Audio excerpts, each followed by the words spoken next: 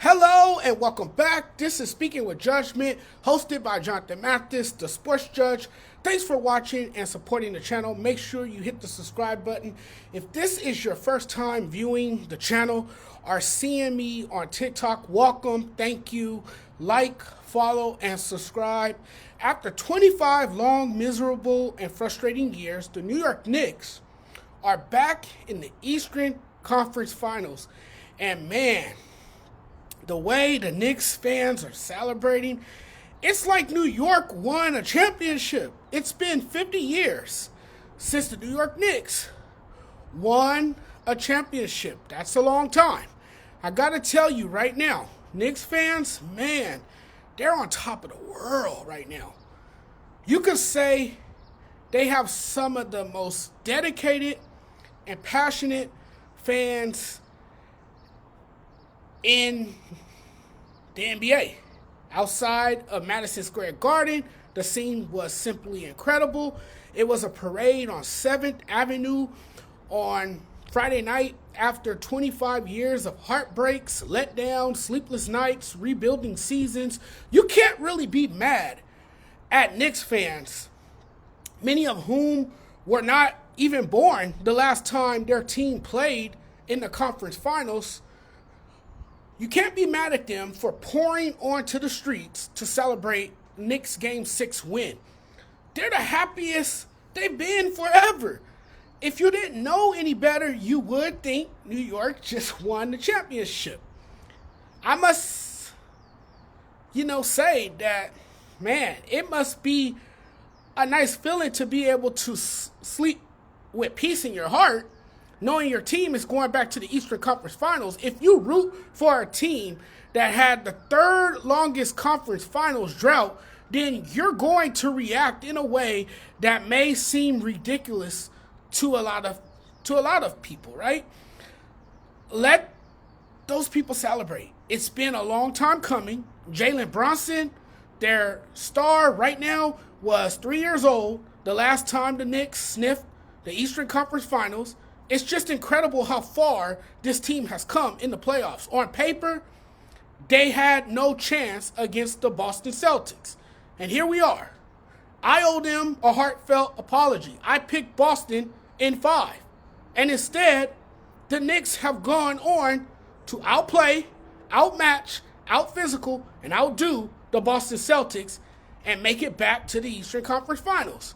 Remember when one of the main talking points with the Knicks before this series was how Boston was just too deep, how they would run their guys into the ground, how they don't have enough. And look what happened. It ended up being the Knicks out hustling the Celtics.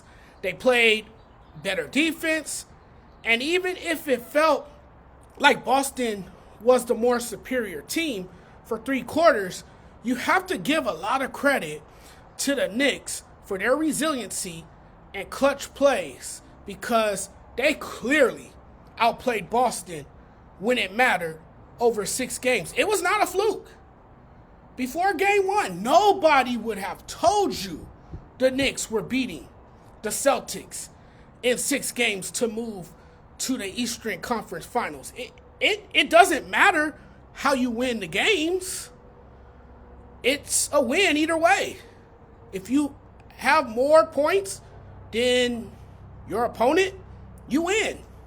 You can trail the entire game and finish strong in the end and win the game. It's actually, I think it actually gave them a sense of motivation to play from behind. Twice down by 20, and the Knicks stormed back to break the Celtics' hearts with a furious comeback.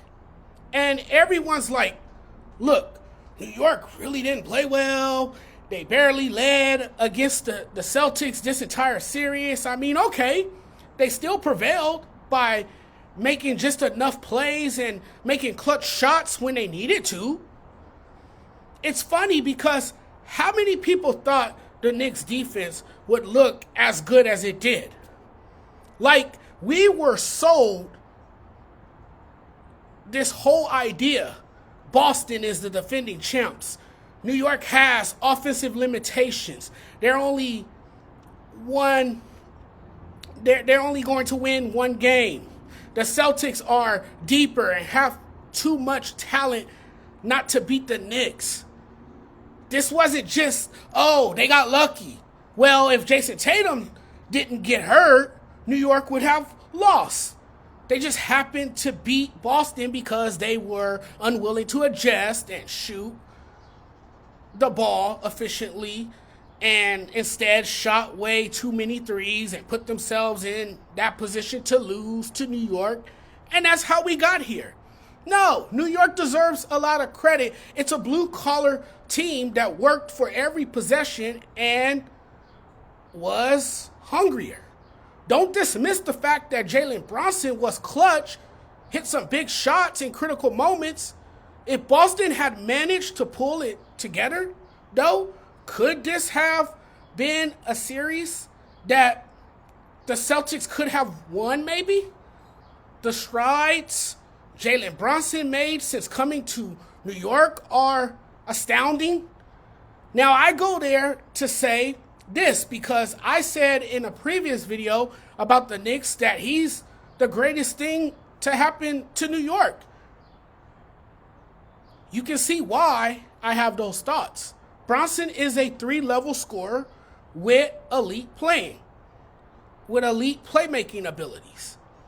And y'all can stop with the flopping allegations. To me, Brunson has solidified himself as a top 10 player in the league. Everything for the Knicks hinges on him playing up to his potential. He controls their entire offense, initiates the offense, and if he's full speed for the conference finals, I think that's what the Knicks need to get past the Pacers in the next round.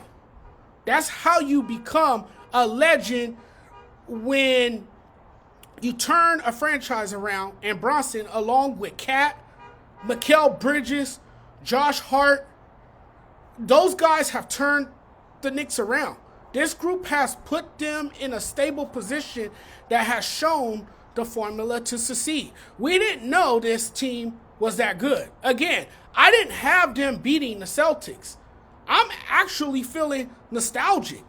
They're making a comeback, the Knicks are, and suddenly these playoffs have a 90s feel to it. A wave of nostalgia hit me so hard on Friday night. Big brands like the Lakers, the Celtics, and the Knicks is what the league wants.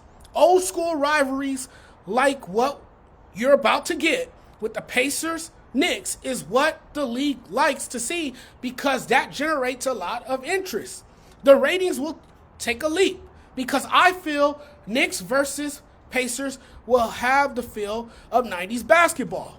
Both teams are mentally and physically tough, and they both defend really well. It will be a street fight, a physical brand of basketball. I think this series goes to 7 games. Both teams got clutch players. It's going to come down to who's the most poised and the more physical team. If you know anything about the Indiana Pacers, they have speed and youth. They are a great team that knows how to win. You kind of know how the Knicks play, right? I think you're going to get that same ruthless style of basketball from the Knicks that you got in the Boston series. In the series, they fought tooth and nail until the last buzzer sounded. Will Indiana be able to play fast and wear down the Knicks? Or could it be that the Knicks are able to slow down the pace? You know, I'll say this. The Knicks are scrappy, and they won Game 6 because they went full bully ball. That's what it was, bully ball. Scrapping for loose balls, dominating the glass, and holding Boston to one and dones. For once, they looked determined to close it out. And by doing that, I think they're going to be tough. I think they're a tough team to go through. They're saying to the world, these Knicks, that they can bully you, wear you down. The one thing that was different in Game 6 was that the Knicks got off to a fast start. This was a smackdown from start to finish. In the first half, New York outscored the Celtics by 27 points, limiting them to 37 points and harassing them into 4 of 19 shooting from deep. It was a hyperactive first quarter. The Knicks opened with 4 straight buckets. Boston answered with 5, all from Jaylen Brown. The wings were hot early. OG Anunoby logged 2 blocks and a steal, and Mikal Bridges poured in 7 points in the first 5 minutes. I don't think anybody thought by the third quarter that the Knicks would push the lead to 41 and that Jaylen Brown would foul out of the game. And, in typical fashion, Tom Thibodeau starters stayed in the game longer than they probably should have in the fourth quarter, but there were really no complaints because the Knicks were in full control. They had already blown the game open, but we know how Tibbs is. Nice contributions from Karl Anthony Towns early. He was a force, tallying 11 points and 4 boards in the quarter, and he even capped a Knicks 10-4 run with a deep 3.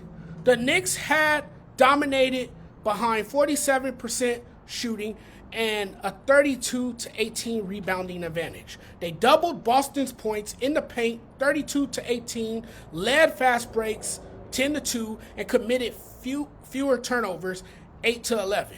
The Celtics couldn't find the rim, shooting just 33.3% from the field and 21.1% from deep. Their shooting woes, struggles, and weaknesses were exposed all series. Again, live and die by the three-point shot. It was unfathomable that they lost this series because their players comically missed open looks. And for the Knicks to shoot the ball and defend the way they did showed a lot about who they are.